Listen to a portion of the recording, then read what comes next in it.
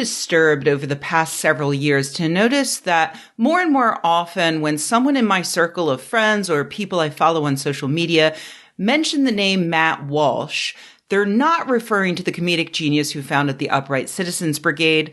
You know, they're not talking about the guy who was nominated for several Emmys for his excellent portrayal of Press Secretary Mike McClintock on Veep. They're not talking about the guy who perfectly embodied Joseph Pulitzer in that one episode of Drunk History. No. More and more often, they are in fact talking about this dumbass.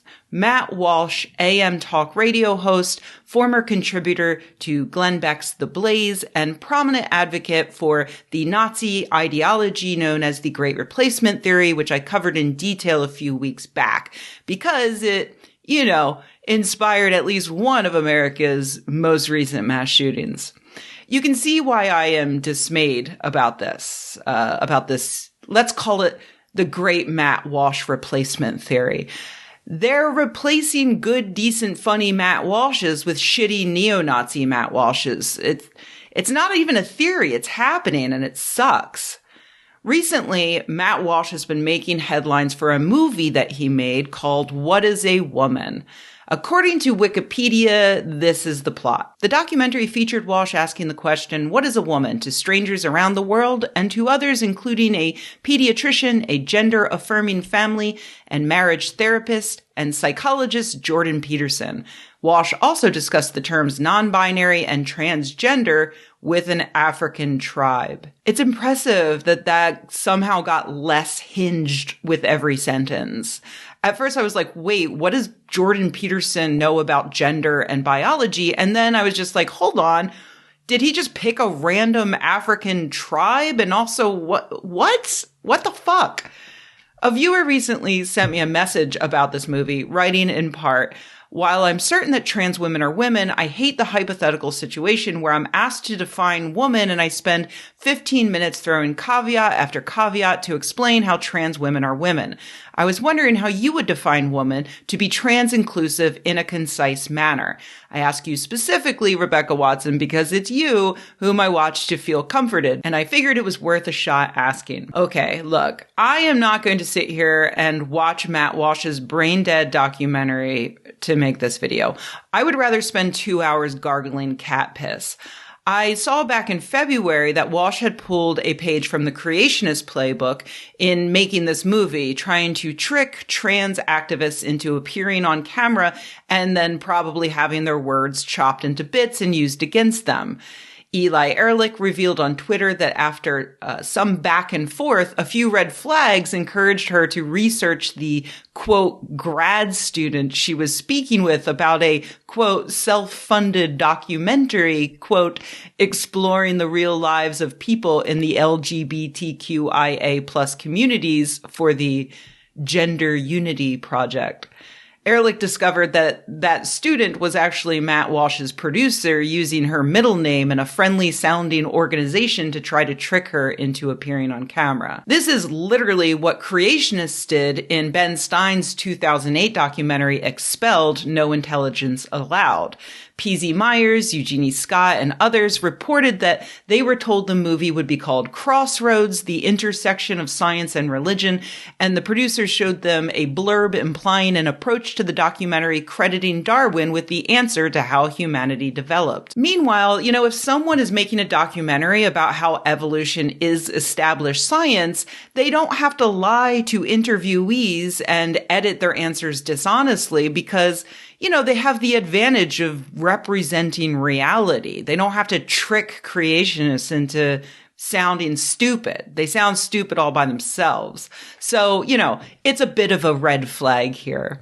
But I also don't need to watch this movie because Walsh hasn't exactly been quiet about what he thinks about transgender people. He's written articles, he's been on Dr. Phil, and he's even written a transphobic children's book called Johnny the Walrus about a little boy who thinks he's a walrus, but he's not. I'm not going to read that either, but I assume Johnny uses his new walrus identity to infiltrate a walrus-only space and molest them because trans equals bad or whatever. Walsh is a gender essentialist, someone who thinks that gender as scientists understand it, doesn't really exist. Your gender is just whatever sex you are assigned at birth, based upon your genitalia and or your chromosomes and or your hormones. In reality, the past 50 years or so of research have led to a higher level, more complicated, better understanding of sex and gender. To put it very, very simply, sex refers to those biological factors I mentioned. Gender is a social construct that describes how our culture expects a person to look and behave according to their assigned sex. And gender identity is how a person feels inside and chooses to look and behave. Despite what transphobes like Walsh claim, none of that is controversial. And the only real question is over how simply we should put these things, depending on whether we are educating children or adults or bozos like Matt Walsh. We do this with pretty much every scientific concept. In terms of evolution, before society knew any better, we taught kids that all animals were made in God's image, as is. Once we did know better, we figured that young children can learn about how different animals have different physical features that aid in their survival without needing them to understand things like punctuated equilibrium. Here in the United States, our educational standards suggest that evolution is too complicated a subject to teach to kids under the age of about 12. The problem with that, though, is that in the absence of truly understanding evolution, children adopt what's known as a teleological understanding of the world.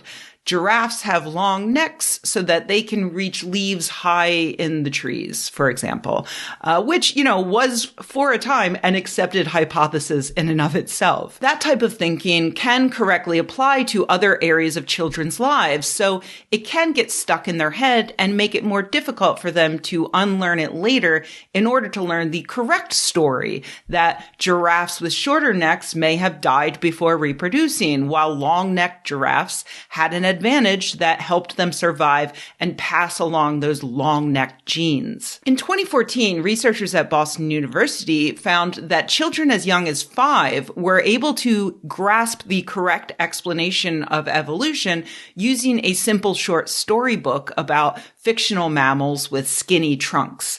The kids were even able to generalize that concept from those fictional mammals to other animals.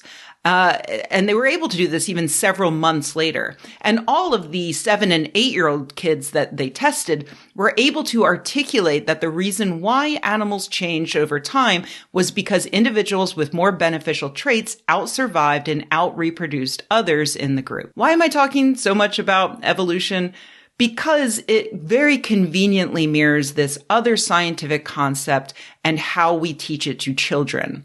For years, our society figured males equals men, men have penises and XY chromosomes, and females equals women who have vaginas and XX chromosomes. And so that's what we taught to children. Now we know that that's an overly simplistic understanding, but many people think that that's all children are able to learn. Is that true? Probably not. Those BU scientists were able to distill a complicated scientific topic into a 10-page storybook that was able to educate 5-year-olds. It's not mind-blowing to imagine that we can come up with ways to teach kids that, for instance, most people have either a penis or a vagina, but not all people. Most people have XX or XY chromosomes, but not all people. Most people have sex organs that match their chromosomes, but not all people. Most people look and behave the way that society expects someone with their sex organs and chromosomes to look and behave, but not all people. And most people will feel in their hearts that they are the sex they were assigned at birth, but not all people. And that's okay. All of that is okay. And so when you have people like Matt Walsh marching around demanding that random people answer the question, what is a woman? They are in a sense weaponizing their own ignorance. And also they're advertising their own terror at the idea of their ignorance. You could, and creationists have, march around demanding people answer what is evolution, and then throw an absolute hissy fit because they don't say it's when giraffes grow long necks to reach tall trees. It's not the right answer, but it's a simple answer that supports your slightly off worldview. You understand it. You don't have to challenge your brain, and you don't have to confront the idea that the world is more complicated than you thought when you were 5 years old. That's why Walsh and his fellow transphobes want the answer to be a woman is a person with a vagina, or a woman is a person with a uterus, or a person with XX chromosomes, or a person who produces eggs. Whatever. They want it to be simple. But any person who graduated high school should hopefully see the problem with that. Millions of women don't have those things. And not just trans women, the cis women, millions of cis women have had hysterectomies or were born without a uterus or without a vagina or without fallopian tubes or without XX chromosomes. It's relatively rare, but with 8 billion people in the world, relatively rare means millions of cases. But hey, I get it. You know, as the viewer who wrote to me articulated, what do you do in that hypothetical situation where a beardy white man runs up to you like some bigoted Billy on the street and demands an answer, what is a woman? So here you go, an answer that I am borrowing from a very entertaining YouTuber I really enjoy by the name of Samantha Lux. A woman is a person who our society typically associates with the female sex. There you go. A one-sentence answer that even Matt Walsh can't argue with. Does it fully encompass what a woman is? No. For a more complicated answer, we need a better question. Do you want to know about women as a historically marginalized group? Woman as performative effort? Woman as a John Lennon song? Woman as a concept exploited by alt-right misogynists to brutalize transgender people? We can really go in any number of directions here. And again, this applies to every complicated scientific topic. What is a human? Well, it's a primate with a complex brain in the genus Homo. But what about Homo erectus, which had a complex brain and is in the genus Homo? Is that a human? Most scientists say yes. The general public mostly says no. Only Homo sapiens are human. Does that make the first answer wrong? No, it's just complicated. What's gravity? What's a cell? What's a mind? What's science? All of these are equally vague questions that can be answered in a variety of ways, either in a single, simple, but incomplete sentence, or in an entire 4-year college degree.